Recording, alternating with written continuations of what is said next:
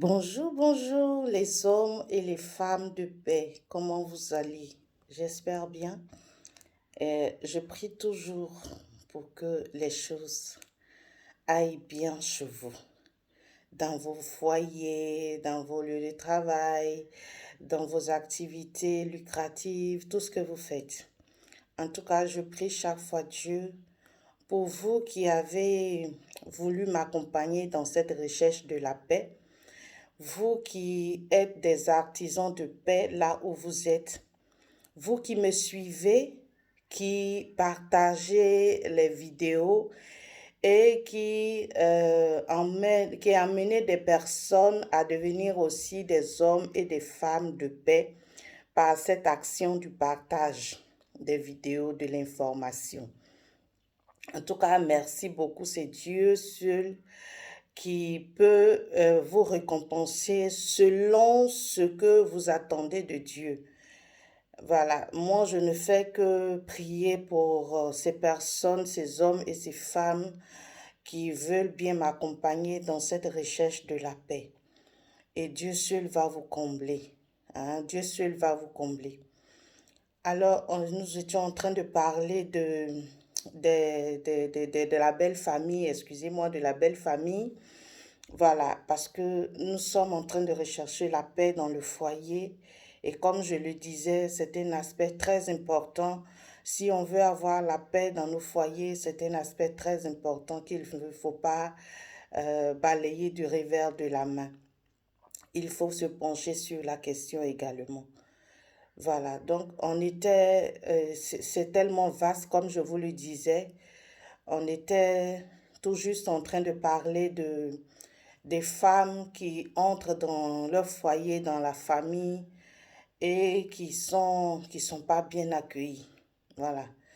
On va lui dire comme ça, c'est-à-dire tu as rencontré ton mari, vous vous aimez et puis vous avez décidé de vous mettre ensemble, de vous marier, vous avez décidé d'aller jusqu'aux familles, de réunir vos familles. Et toi, tu arrives dans la famille de l'homme et on t'accueille mal. Voilà. Tu viens avec ta bonne éducation que tes parents t'ont donnée. Tu es respectueuse vis-à-vis de tout le monde, mais malheureusement, tu viens te heurter à une famille qui t'accueille mal. Et on a donné déjà dans les vidéos passées les raisons qui peuvent pousser la belle famille à mal t'accueillir, même quand tu n'as rien fait. Voilà. Donc, et j'étais en train de vous dire comme ça que quand tu te retrouves dans une telle situation, la la bonne attitude, j'insiste dessus, la bonne attitude, c'est on va dire entre griffes, faut les laisser avec leurs problèmes. Faut pas vouloir te rendre justice, comme on le dit si bien. La bonne attitude, comme je le dis, le conseil que je donne à ces dames-là, ces dames de paix, ces femmes de paix qui me suivent et qui vont continuer de me suivre, moi, je vous dis, allez au tribunal céleste. Ce sont mes conseils, c'est ma façon de voir les choses. Mais je vous dis, c'est vrai que ce n'est pas peut-être l'excellente manière de voir les choses, mais je vous dis que ça paye. Ça paye. Laissez-les aller au tribunal céleste. Là-bas, on dit la vérité. Il n'y a pas de faux témoins là-bas. Et à ce niveau même, on va même se lever, on va déléguer même des soldats pour te protéger. Pour te protéger. On ne va pas juste te rendre justice, mais on va déléguer même des soldats pour te protéger. Voilà. Aujourd'hui, je voudrais vraiment m'attarder un peu sur la question du mariage. Vous savez, le mariage, ce n'est pas un jeu. Parce que nous sommes en train de voir la belle famille et tout ça, voilà. Nous sommes toujours dans le cas des belles filles qui arrivent et qui sont mal accueillies, quand bien même elles sont polies, elles jouent parfaitement leur rôle de femme. Voilà. Donc, vous savez, le mariage, ce n'est pas un jeu d'enfant. C'est plus que ce qu'on a l'habitude qu'on pense. C'est plus que ce qu'on pense.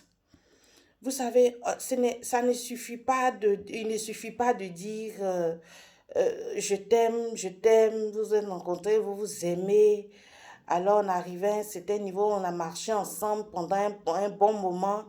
Il faut qu'on implique les parents dedans, on va demander la main, on va faire coco, on va demander la main, on va faire la dot, on va faire mariage, tout ça là.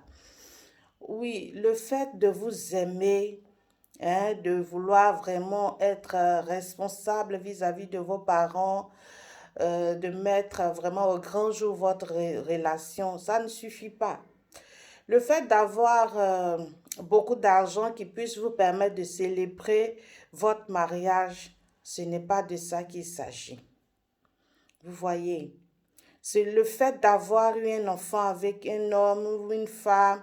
En tout cas, c'est pas seulement de ça qu'il s'agit. C'est bien beau de vouloir concrétiser les choses quand on a déjà un enfant avec quelqu'un, quand on a cheminé ensemble pendant un bon moment, quand on s'aime. Ça ne suffit pas. Ça ne suffit pas. Parce que on a vu des couples, en tout cas moi, j'ai vu des couples, hein, ils se sont tellement aimés, c'était tellement beau, hein, depuis ils sont leur jeune âge tellement beau, mais aujourd'hui, ayant déjà concrétisé leur relation, enfant, tout ça, mais aujourd'hui, allez-y voir ce que ça donne. Hein, vous voyez, donc ça ne suffit pas. Le mariage, ce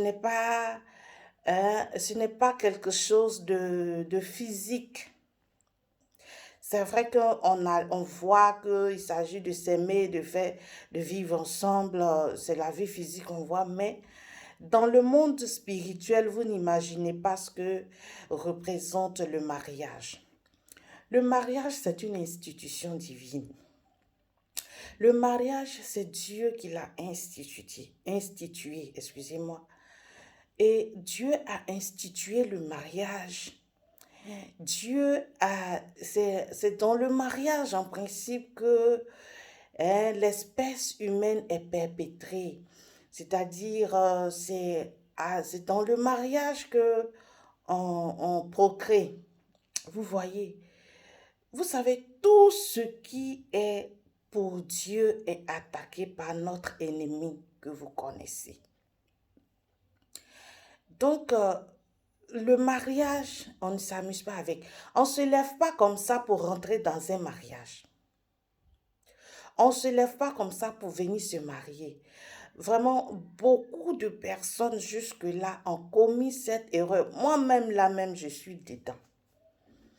Pour moi, il suffisait seulement de s'aimer et autres là, mais vous voyez, il y a beaucoup de choses dans le foyer, dans le mariage. C'est-à-dire que tu penses que tu joues parfaitement un rôle et tout ça, mais vraiment, souvent, ça dépasse même ceux-mêmes qui se lèvent pour te combattre. Eux-mêmes, ça les dépasse. C'est-à-dire que ils sont eux-mêmes dirigés par l'ennemi, en fait.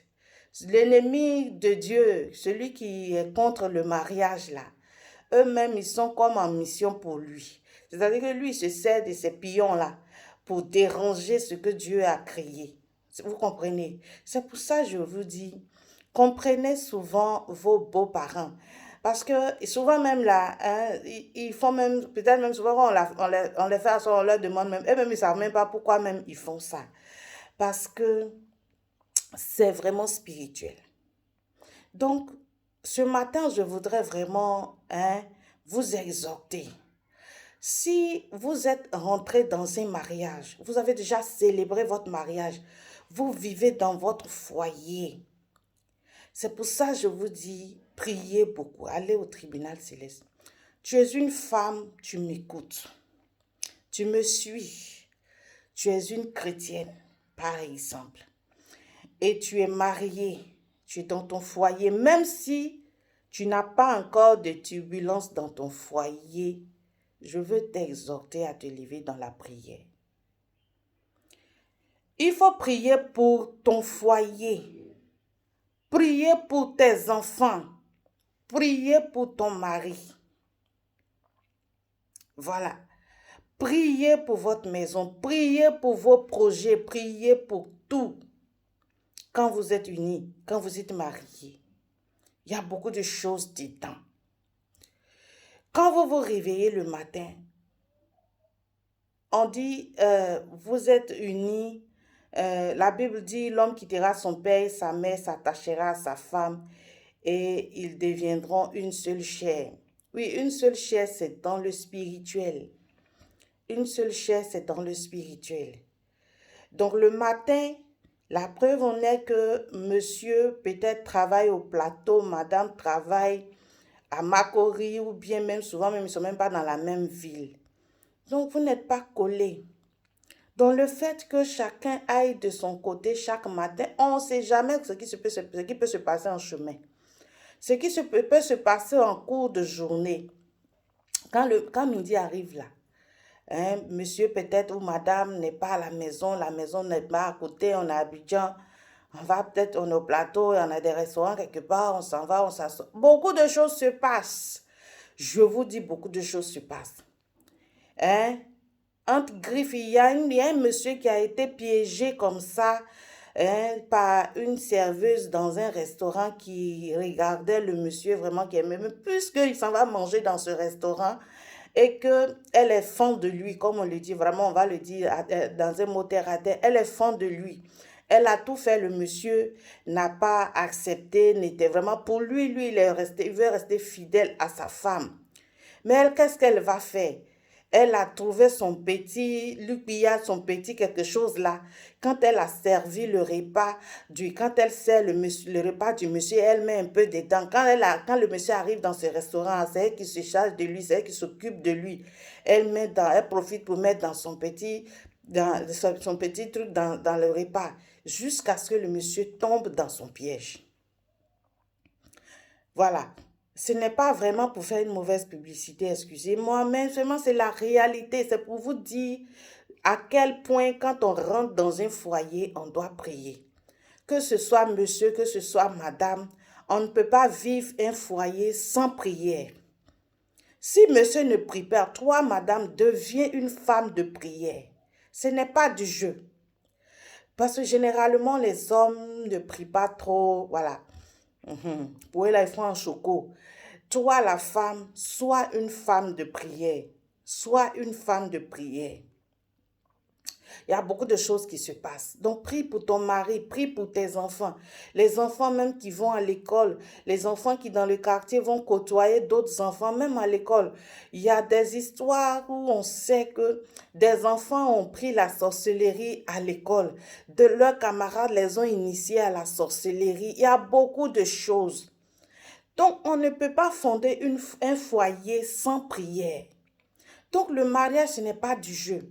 Si tu es déjà rentré dans le mariage, que tu ne savais pas que ce n'était pas du jeu, toi, tu voyais le mariage d'une autre manière, change ta manière de voir les choses. Comme je le disais, j'ai fait 3 vidéos pour ça. Change ta manière de voir les choses et les choses vont changer. Si jusque-là, tu n'étais pas une femme de prière, un homme de prière dans ton foyer, lève-toi et deviens une femme de prière, deviens un homme de prière. Si tu t'apprêtes à rentrer dans un mariage, si actuellement tu m'écoutes et que tu es sur le point de te marier, vous êtes dans les préparatifs, vous êtes déjà arrivé loin, vous êtes déjà lancé. Aujourd'hui, un mercredi, c'est vrai, le mariage, c'est peut-être ce sera pour demain ou bien pour samedi ou bien dans un mois, tout ça. Vous êtes déjà lancé dans les préparatifs. Ce n'est pas pour te faire peur, mais leur seul remède, c'est de te lever dans la prière. Si tu n'avais pas pensé à ce volet-là, pense à mettre ce volet-là dedans. Et puis, prie beaucoup avant même d'aller célébrer le mariage. Parce que même on a vu, il y a des histoires où même pendant les cadeaux qu'on donne au cours du mariage, on donne cadeau là, d'autres profitent là pour faire des choses. On a vu aussi des choses, même quand on fait le mariage, quand on vient saluer, se féliciter, on a vu des personnes en ce moment se frotter à la femme pour déposer la stérilité sur le plan spirituel, la stérilité en ce moment-là, pendant qu'on dit que c'est le moment de la réjouissance. Et puis, celui qui ne veut pas de ce mariage-là va profiter pour faire ce qu'il veut faire. Le mariage, ce n'est pas un jeu, je vous le dis. C'est plus que ce qu'on voit de manière physique. Dans le monde spirituel, le mariage est attaqué. Ce qu'on appelle vivre ensemble, se mettre ensemble, se marier, même si ce n'est pas légal devant Dieu, devant les hommes, le fait que vous vous mettez ensemble déjà, que vous voulez cheminer ensemble, vous êtes déjà attaqué. Vous êtes déjà sur le banc des accusés. Vous êtes déjà sur le banc des accusés. Donc, je ne peux pas comprendre. On ne rentre pas dans un mariage, dans un foyer sans prière. Si tu ne sais pas, tu es déjà dans le mariage, tu ne pries pas, lève-toi. Si peut-être tu n'es pas chrétien, tu n'es pas vraiment converti, toi, quoi.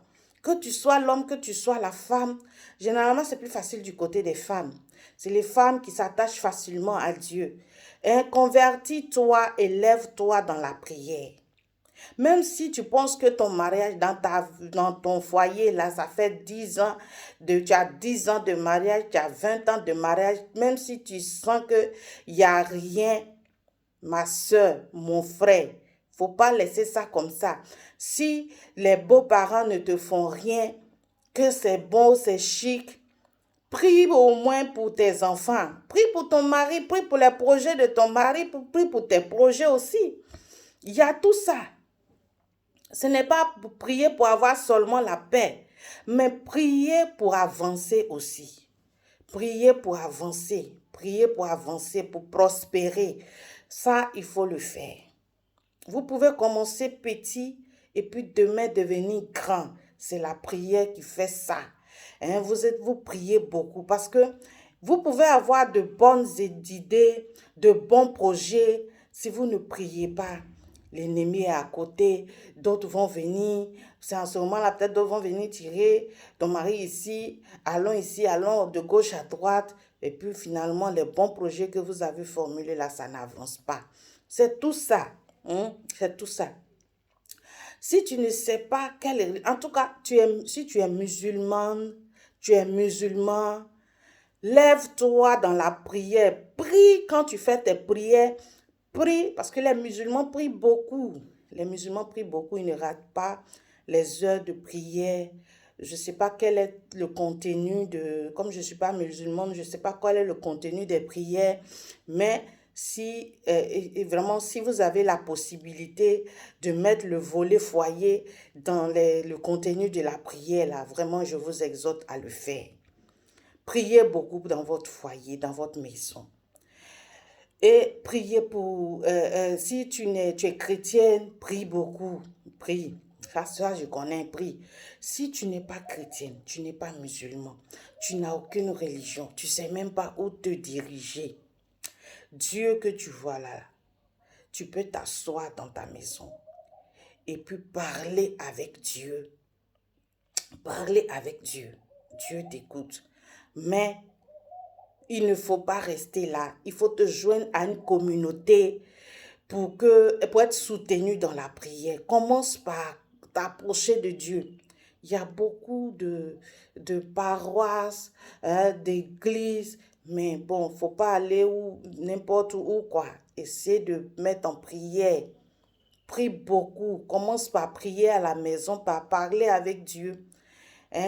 Commence à parler avec Dieu et puis Dieu va t'orienter. Dieu va t'orienter. Mais il ne faut pas rester sans prière. Le mariage, ce n'est pas un jeu d'enfant. C'est Dieu qui l'a institué et tout ce qui est pour Dieu est attaqué par l'ennemi. Surtout que c'est dans le mariage, on se met à deux. On devient une force. Jésus dit, là où deux ou trois personnes sont réunies en mon nom, je suis là. C'est-à-dire que quand vous êtes là, vous êtes mariés, vous vivez, déjà ça fait une force que vous soyez unis dans les liens sacrés du mariage. Hein, ça fait déjà une force. Il y en a, ils se sont mis ensemble, on dit, oh, j'ai mis. Et puis, le mariage n'arrive pas. Ils ne savent pas trop pourquoi. C'est tout ça. Il y a beaucoup d'attaques dedans. Donc, pour ne pas être trop long, on va s'arrêter là. Peut-être que plus tard, avec l'inspiration divine, selon ce que Dieu va me mettre à cœur, on va s'étaler encore beaucoup plus sur la question du mariage. D'ici là, passez une très bonne journée. On continuera avec la belle famille. On a parlé de la belle fille qui arrive, qui est mal accueillie. Et puis, prochainement, on va parler de quelle sera l'attitude. J'ai donné l'attitude de la belle fille qui arrive, qui est mal accueillie. Maintenant, quelle est l'attitude du mari dans ça? Qu'est-ce que le mari doit faire? On va revenir encore dessus pour les prochaines vidéos. Passez une très bonne journée, que Dieu puisse mettre la main sur votre foyer, sur votre mariage. Bisous, bisous, moi je vous aime et je ne ferai que prier pour vous.